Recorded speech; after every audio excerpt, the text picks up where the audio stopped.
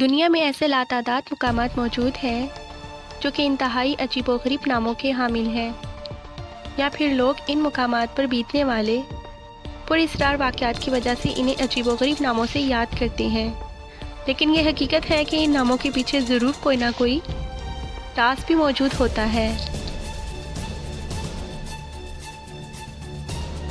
ایسا ہی ایک پوزو دی لاس اینیمس نامی مقام ارجنٹینا میں بھی واقع ہے، جسے روحوں کا کنواں کہا جاتا ہے، اور یہ مقام ارجنٹینا کے صوبہ مینڈوزا میں لاس مولس نامی گاؤں کے قریب واقع ہے۔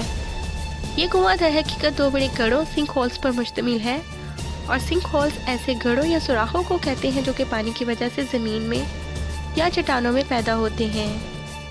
ان دونوں گڑھوں کے وجود میں آنے کی وجہ اس مقامات پر موجود جپسم کے ذخائر کا تحلیل ہو جانا ہے، جو کہ زیر زمین موجود پانی کی وجہ سے تحلیل ہوئے۔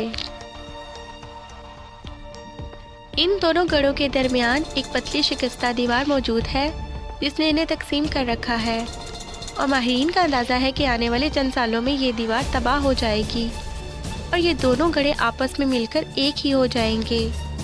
شمالی گڑھا ڈھلوان کے علاوہ انتہائی شکستہ اطراف بھی رکھتا ہے، اس لیے اس کے کناروں پر کھڑا ہونا خطرناک ثابت ہو سکتا ہے، اور یہ بالکل ایسے ہی ہے جیسے ان دونوں گھڑوں کے درمیان موجود شکستہ دیوار مسلسل کمزور ہو رہی ہے۔ لیکن یہ حقیقت بھی ہے کہ یہ گڑھا انتہائی پرکشش ہے، اور یہاں آنے والے سیاح انہیں قریب سے دیکھنا چاہتے ہیں۔ شمالی کنواں یا گڑھا 101 میٹر گہرا ہے، اور اس میں 21 میٹر تک پانی بھرا ہوا ہے۔ جنوبی گڑھے کا قطر 300 میٹر سے زائد ہے، اور یہ کم متاثر کن ہے، جبکہ اس کی ڈھلوان بھی کم اور جنگلی پودوں نے اس گڑھے کا احاطہ کر رکھا ہے۔ یہ ایک چھوٹا کنواں ہے اور اس کی سطح پر ہلکے نیلے رنگ کا پانی موجود ہے۔ اس کے سائز اور گڑھے میں موجود پانی کی بنا پر انہیں جھیل بھی کہا جا سکتا ہے۔ اس گڑھے میں موجود پانی کی سطح اور جھیل کے سائز میں تبدیلی آتی رہتی ہے۔ اب ہم آپ کو بتاتے ہیں کہ ان گڑھوں کو روحوں کا کنواں کیوں کہا جاتا ہے، یہ نام اسے کس نے دیا۔ ان گڑھوں کو یہ منفرد نام قدیم قبائلی باشندوں نے اس وقت دیا جب یہ اپنے ایک حریف گروپ کا پیچھا کر رہے تھے، اور یہ قدیم قبائلی باشندے انڈین کا ایک گروپ تھا۔ یہ گروپ جب اپنے دشمنوں کا پیچھا کر رہا تھا تو اس دوران رات کا وقت ہو گیا، اور دشمن دکھائی نہ دینے کی وجہ سے یہ گھروں کو لوٹ گئے۔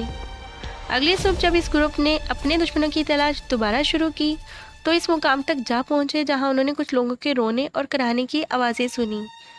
وہ انتہائی احتیاط سے آگے بڑھے اور یہاں موجود دو بڑے کنووں کو دیکھ کر حیران رہ گئے، جس میں ان کے دشمنوں کے پاؤں ڈوبے ہوئے تھے اور وہ کنویں میں موجود پانی میں مر رہے تھے، جبکہ سطح پر موجود پانی میں مسلسل اضافہ ہو رہا تھا۔